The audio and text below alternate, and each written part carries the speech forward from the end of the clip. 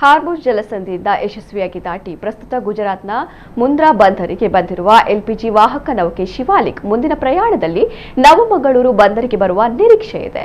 ಒಟ್ಟು 46,000 ಮಿಲಿಯನ್ ಟನ್ನಷ್ಟು ಎಲ್ಪಿಜಿ ಹೇರಿಕೊಂಡು ಬಂದಿರುವ ಈ ನೌಕೆಯಿಂದ 20,000 ಮೆಟ್ರಿಕ್ ಟನ್ ಮುಂದ್ರಾದಲ್ಲಿ ಇಳಿಸಲಾಗುತ್ತದೆ. ಉಳಿದ 26,000 ಮೆಟ್ರಿಕ್ ಟನ್ ಅನ್ನು ಮಂಗಳೂರು ಬಂದರಿನಲ್ಲಿ ಇಳಿಸುವ ಸಾಧ್ಯತೆ ಇದೆ. ಈ ಎಲ್ಪಿಜಿಯನ್ನ ಇಂಡಿಯನ್ ಆಯಿಲ್ ಕಾರ್ಪೊರೇಷನ್ ನವರು ತರಿಸಿಕೊಂಡಿದ್ದಾರೆ ಎಂದು ತಿಳಿದು ಬಂದಿದೆ.